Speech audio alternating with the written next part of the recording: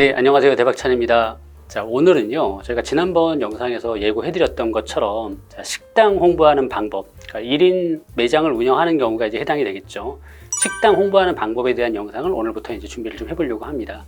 자, 오늘은 우선 큰 틀에서 제가 먼저 설명을 좀 드리고요. 다음번 영상부터는 제가 좀 약간 디테일하게 어떤 업종에 어떤 마케팅 하는 게 좀 더 효율이 있는지 이런 거에 대한 피드백을 좀 드려보도록 하겠습니다.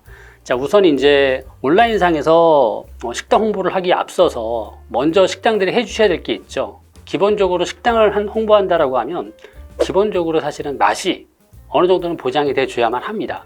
그러니까 맛이 보장이 안 되면 고객들이 한번 오셨다라가 다시 재방문하는 경우는 없어요. 오히려 그게 독이 될 수도 있어요. 그분들이 오셔가지고 안 좋은 글을 또 남길 수도 있단 말이죠. 그래서 기본적으로 맛은 어느 정도는 확보를 하고 계셔야 된다. 단 위치적으로나 나는 대형 매장이 아니기 때문에 소형으로 내가 혼자서 운영을 하거나 또는 직원분 한두 분 내리고 일을 하시는 사장님들 같은 경우에는 어느 정도 마케팅을 하면 효과가 있습니다.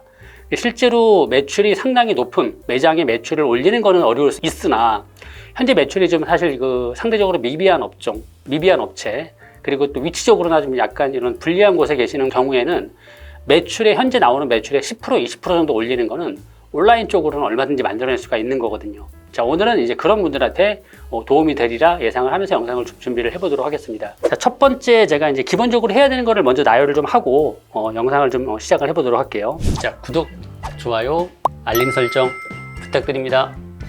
첫 번째 네이버 기준으로 봤을 때는 역시 플레이스다.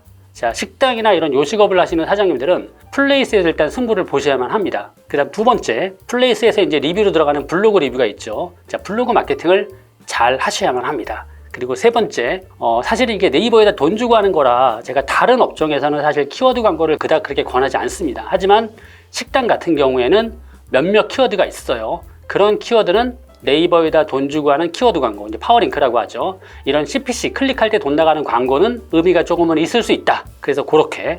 그리고 이제 네이버 기준은 이 정도 하시면 될 것 같고요. 그 다음에 다른 SNS로 들어가서 인스타그램은 이제 돈을 주고 하는 게 아니라 돈을 주고 뭐 타겟팅해서 광고를 보내라는 게 아니고요. 지금 가지고 계신 계정을 통해서 거기에다가 이미지 정도 업로드를 잘해서 고객을 좀 더 이렇게 좀 끌어들일 수 있는 이런 거에 대한 거를 좀 안내를 좀 해드리려고 하고요.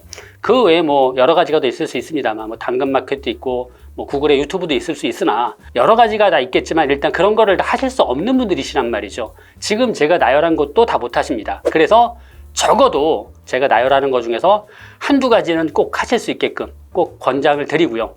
그리고 제 영상에서는 실제로 이제 보신 분들은 다 알겠지만 제가 블로그 마케팅을 어떻게 해야 된다, 뭐 플레이스 마케팅 어떻게 설정해야 된다 이런 거를 제가 디테일하게 다 설명을 할 수가 없어요. 그래서 그런 부분들은 반드시 유튜브 같은 데나 네이버를 찾아서 좀 확인해 보시고 제 영상을 보시면 조금 더 이해가 좀 빠르지 않을까. 실제 그런 영상들은 굉장히 많이 나와 있기 때문에 그런 영상들을 잘 활용하시면 좋을 거라고 예상을 합니다.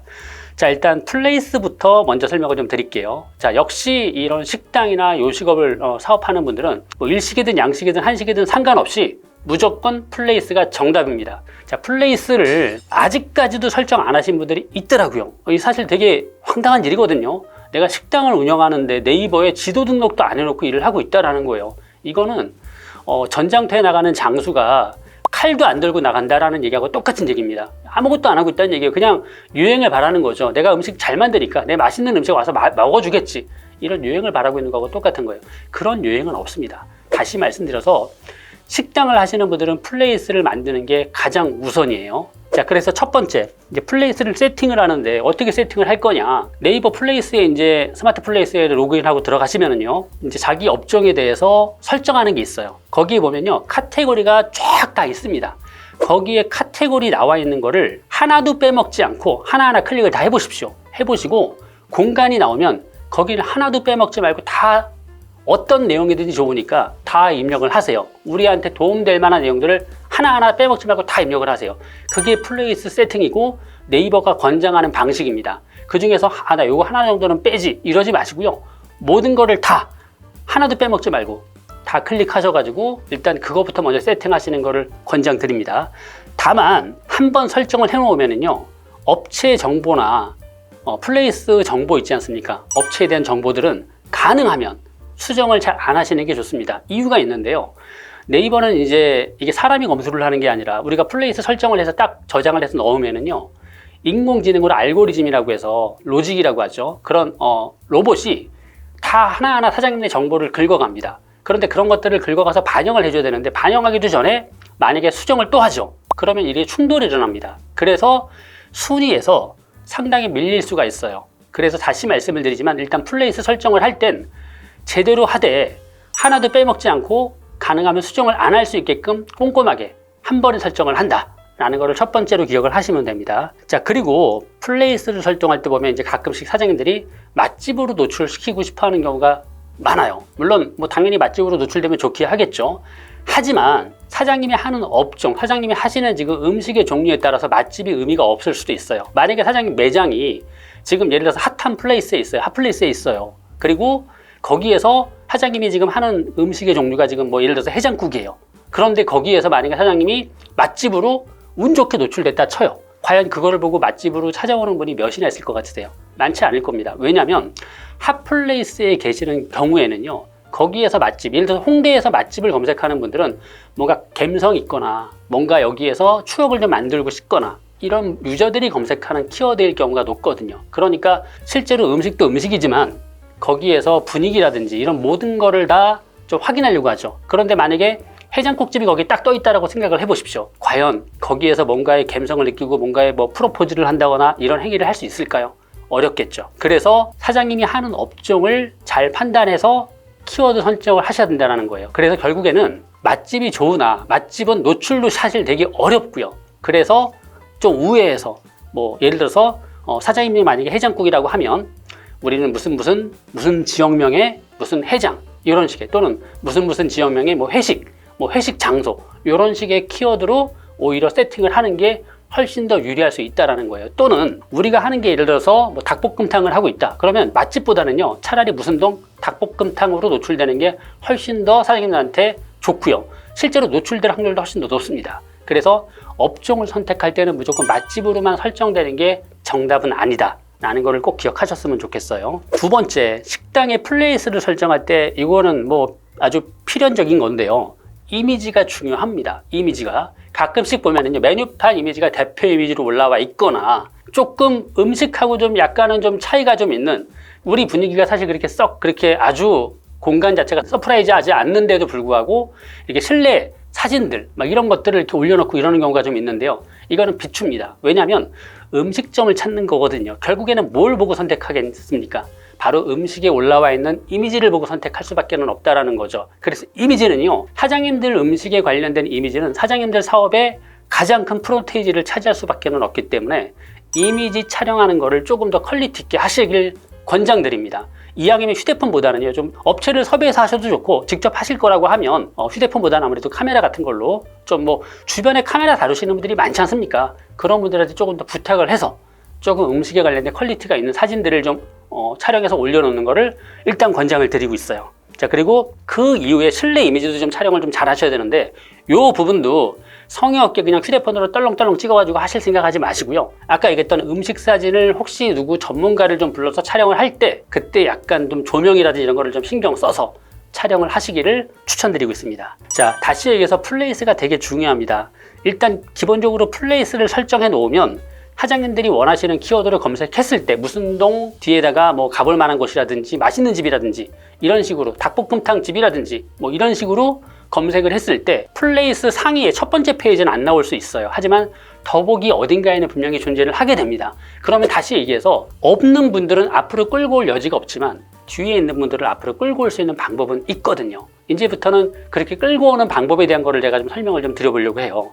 그런데 플레이스가 왜 위쪽에 네이버 상에서 노출되는지를 좀 먼저 이해를 하셔야 돼요. 왜냐하면 네이버는 되게 상식적인 알고리즘으로 운영되고 있는 플랫폼입니다. 결국에 유저들이 누군가 뭔가를 검색하고 들어왔을 때 헤매지 않게 하기 위해서 가장 최종적으로 판단해서 전화가 넘어가거나 예약이 넘어가는 거를 제일 위쪽에다가 꺼내 놔주는 거예요. 더 이상 헤매지 말라는 거죠. 괜히 이상한 데 가서 헤매지 마시고, 보통의 분들이 여기서 플레이스를 통해서 사장님들한테 연락이 가고 하니까 다른 데서 헤매지 마십시오 라는 차원에서 플레이스가 일단 위쪽에 노출되어 있는 거예요. 자, 그러면 더보기 더 뒤에 있는 부분을 앞으로 끌고 올라와야 돼요. 이제 그게 관건인데, 그러기 위해서는 플레이스를 설정한 다음에 그 다음에 하실 일이 있어요. 기본적으로 네이버 예약, 그리고 네이버 페이, 그리고 네이버 톡톡, 그리고 스마트콜, 그리고 마지막으로 네이버 쿠폰. 이 5가지는 거의 필수사항입니다. 그래서 이 5가지를 왜 해야 되느냐. 네이버는요, 무슨 지역명에 뭐 닭볶음탕이 됐든 뭐가 됐든 검색을 한 다음에 플레이스 우리 쪽을 찾아서 클릭해주게 되면 일단 클릭하는 트래픽을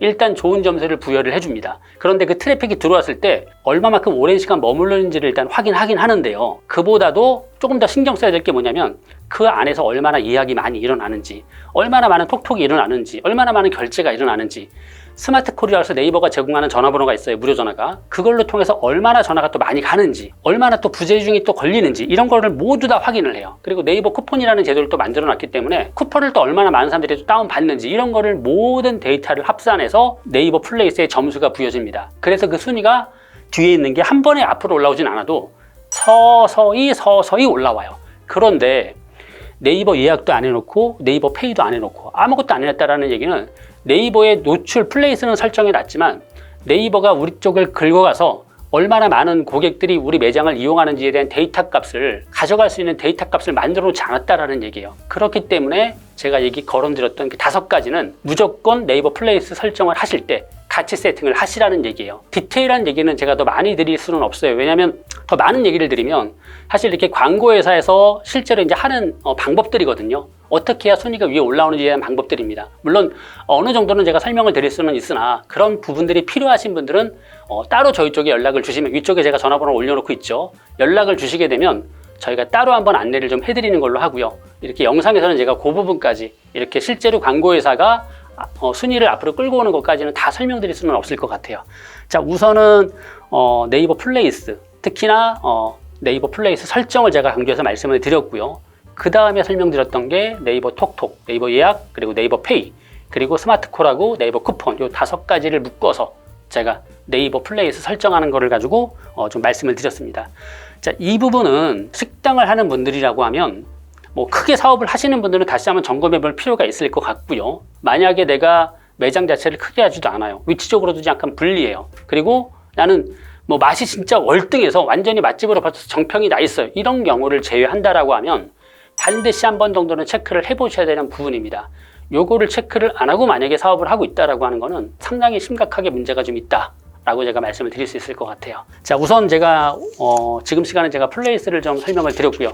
잠시 후에 제가 이어서 2번째 제가 이제 블로그 마케팅하는 방법, 그리고 지금 현재 네이버에 이제 이런 업종들, 뭐 예를 들어서 뷰티나 또는 음식 관련 쪽 이런 업종들 몇몇 키워드들은 실제로 네이버에다 검색을 했을 때 블로그가 뷰 섹션, 뷰 영역이, 뷰 탭이 노출되지 않고 메인 페이지 통합 검색에서 스마트 블록이라고 해서 또는 에어서치라고 해서 그런 영역들이 노출되고 있기 때문에 그런 영역에 대한 설명을 제가 이어서 좀 드리도록 하겠습니다. 잠시 후에 찾아뵙겠습니다. 감사합니다.